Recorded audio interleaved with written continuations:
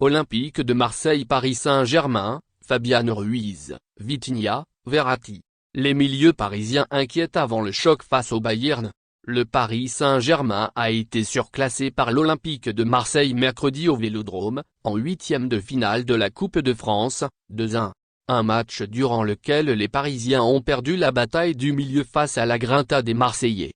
Fabian Ruiz, Vitinha ou Marco Verratti ont livré des performances décevantes, à une semaine du huitième de finale aller de Ligue des Champions face au Bayern Munich, mardi sur RMC Sport 1.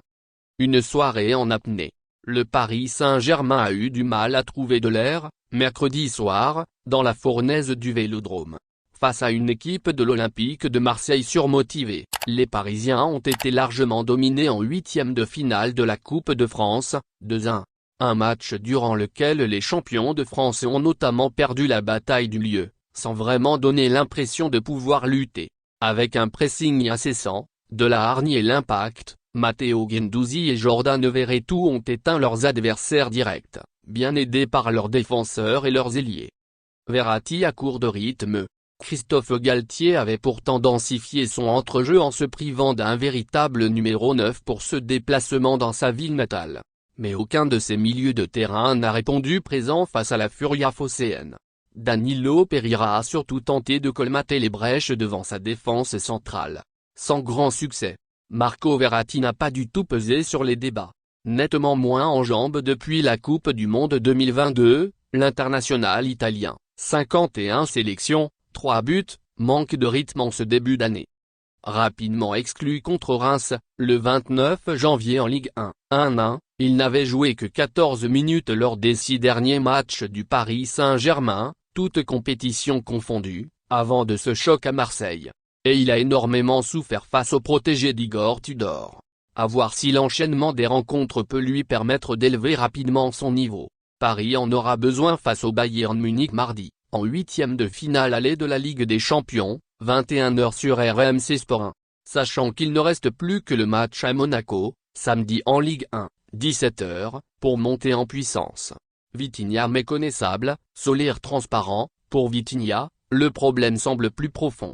Après un début de saison plein de promesses, le milieu de terrain de 22 ans est méconnaissable depuis son retour du mondial au Qatar, où il a disputé 3 matchs avec le Portugal, dont un comme titulaire. L'ancien de Porto ne manque pas de rythme puisqu'il a participé à toutes les rencontres du Paris Saint-Germain en 2023. Mais son rendement est très insuffisant, que ce soit en tant que relayeur ou dans un rôle de meneur de jeu. Fébrile au duel, imprécis et presque jamais décisif, il traverse les rencontres dans l'anonymat. Idem pour Carlos Soler, que Christophe Galtier a parfois tenté d'intégrer à son milieu de terrain. Comme sur une aile ou dans un registre plus axial, l'Espagnol de 26 ans est fantomatique ces dernières semaines. En mal de confiance, il ne prend pas d'initiative, bafouille son football et se contente de passes sans risque. Le constat vaut également pour Fabian Ruiz. L'ancien joueur du Napoli semble perdu dans cette équipe du Paris Saint-Germain.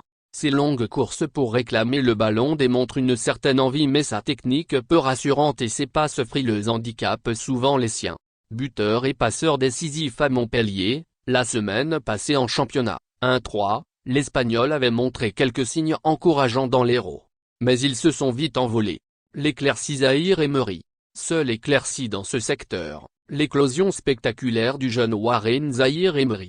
À seulement 16 ans, le surdoué du camp des loges progresse au fil de ses apparitions chez les pros.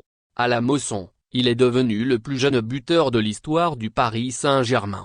Avant de signer une entrée intéressante à Marseille, en cassant les lignes balles au pied, en combinant dans les petits espaces et en multipliant les appels en profondeur. De quoi inciter Christophe Galtier à le titulariser contre le Bayern.